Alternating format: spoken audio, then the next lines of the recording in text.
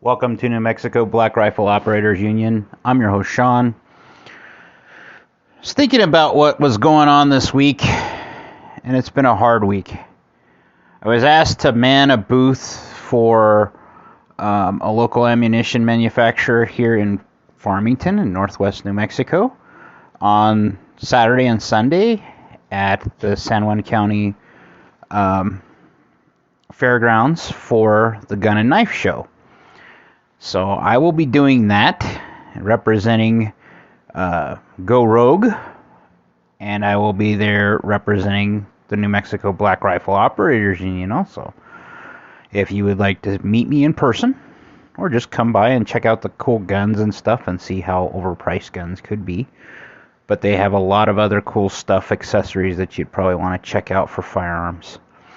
The other thing I was going to say is, remember, I'm hearing more and more ads for politicians right now, especially our lovely governor. But remember, she helped shut down 40% of our local businesses. She kept our kids out of school. She kept, to this day, we live under a state of emergency in New Mexico because of her. She had forced mandates on state employees, tried to do that all the way down to the school level, but the local education authorities stopped that to some degree. But the pressure was there nonetheless. I'm not a big fan of our governor, but I digress. There's other cool stuff. Let's switch gears. Watching what's going on in Ukraine right now. Things you may want to keep abreast of because of the way the world is, and you may not want to tune into the news because the news gets very biased and very boring and depressing. And I depress you enough when we talk about the political nature of our sport. But things you need to be abreast of. Right now, the Russians are getting their butt handed to them in Ukraine. That's something to watch out for, because if they get desperate enough, which they have, because they've now mobilized 300,000 troops to go fight in Ukraine, but they do not have the weapons for those troops. And I say that because they're showing pictures of rusted AKs, and I'm talking rusted AK-47s from way back in the gap, not even 5.45 AKs, not AK-74s. AK-47s that are rusted to the state that they had to be kicked to get to operate. Now, the AK is one of those rifles you can abuse and it will work, but the fact that this is going to be their frontline fighting force, the tip of the spear going out, is kind of frightening. And the reason why they told them that they didn't need those arms is because, or that they weren't first priority for those arms, is because these guys were in tanks or armored vehicles. Anyone who's seen the stuff in Ukraine knows that if you're in a tank or an armored vehicle of any Russian descent, it's easy prey for any of their anti-tank weapons that they have that we have been sending there.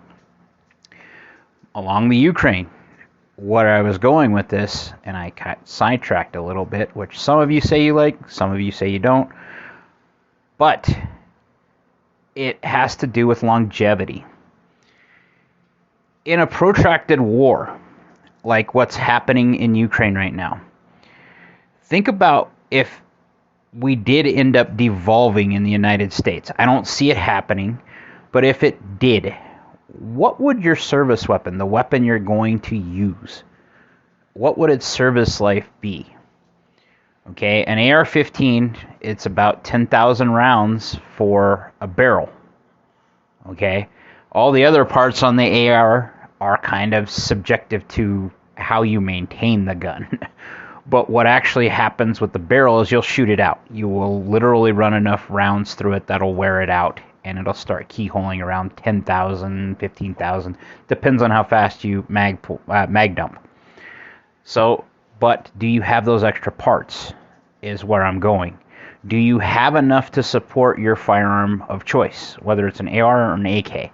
On an AK will shoot to 100,000 rounds without losing very much accuracy. And I say that it will go from a 2-inch group if you've got a really good AK, or an inch group with a really good AK, to like a 3-inch or a 4-inch group. It's still serviceable.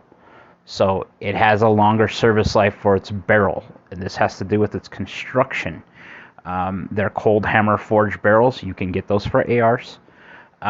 They also have them chrome lined. You can get those for ARs. But it's the velocity of the round that causes more wear. Okay? The AK round, the AK-47 round, that is slower. About 2/3 the speed of an AR-15 round, of a 5.56 round. The difference is the AK uses kinetics, the weight of the bullet, to cause damage, where the 5.56 uses the speed of the bullet to cause damage. Both are effective. But for an AR, what would you need to replace? So barrels, if you're going to plan on a protracted engagement. Gas rings for sure. I would suggest a full bolt, because I've seen bolts break. I would see cam pins, gas tubes, and springs for detents, springs for trigger groups, anything like that. I've seen those break. I have never seen anything more than... I've seen gas keys come loose on one of my first AR builds. It was a DPMS build, a DPMS bolt group. The gas key wasn't staked properly on the top, and over time, after so many rounds, the screws that hold the gas key on to the bolt carrier walked itself out. For like an AK, do you have an extra firing pin? Do you have an extra extractor? Do you have extra springs for the fire control group? Maybe do you have an extra recoil spring? Do you have the extra pieces for the recoil that guide that recoil spring? Those are little pieces in the AK that don't cost a lot, but are very, very valuable and very, very cool. So, I recommend that. Magazines, and of course ammunition. You're your own supply source. That's why I'm talking about this.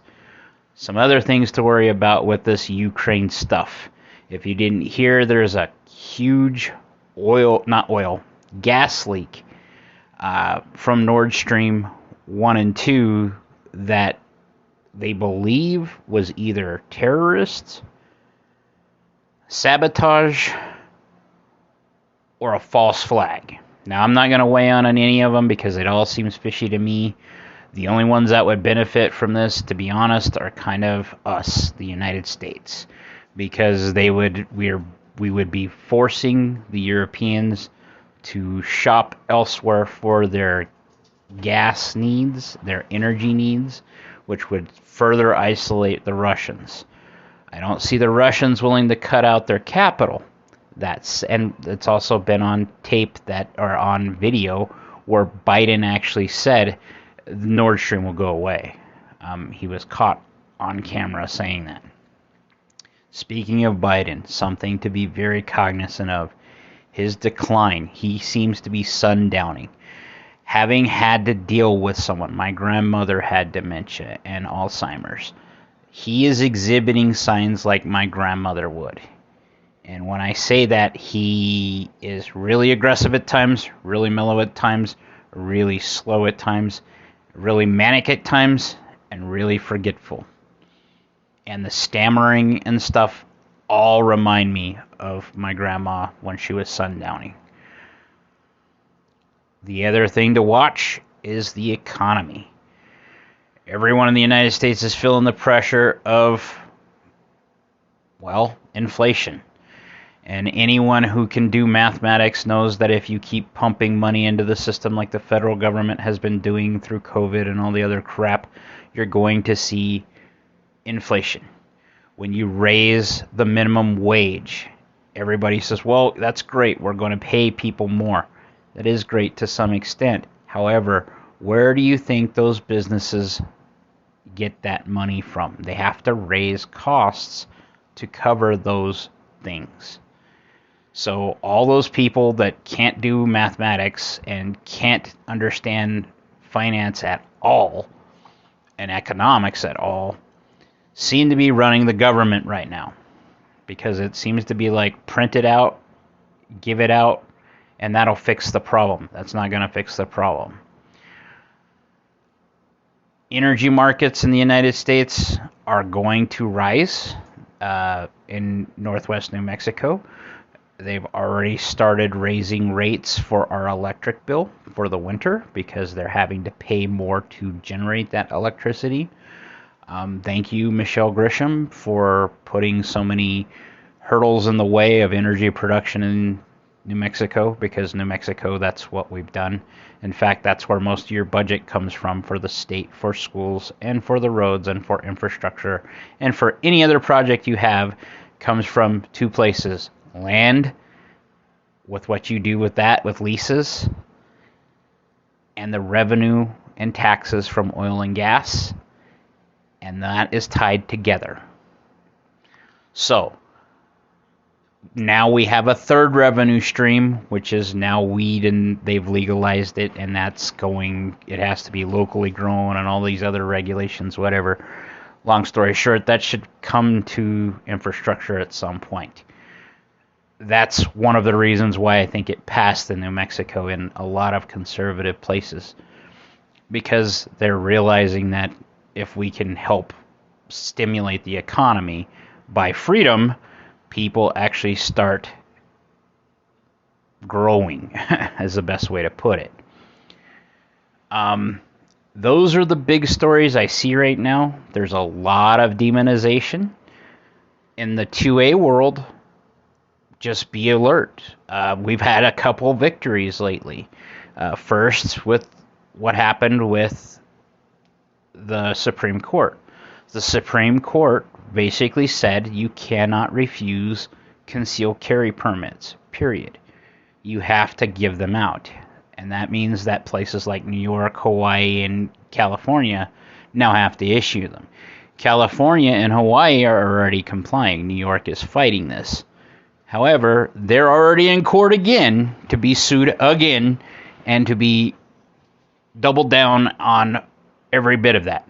Firearms Coalition, I reported on this earlier, won a battle in Delaware so that 80% receiver kits and building guns isn't illegal. Never has, never will be. So we've had some good wins in the 2A world, but be vigilant. They're still trying to ban the AR-15.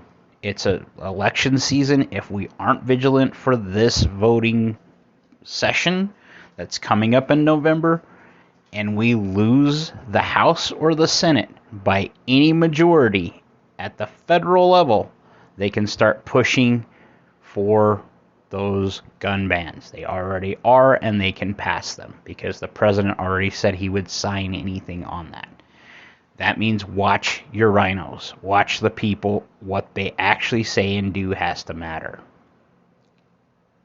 Like, share, subscribe. Pray for those people in Florida. Be great. And if you want to cruise out and see me Saturday or Sunday at the gun show, please do. I'll be rocking my AKOU shirt, and you'll be seeing me live.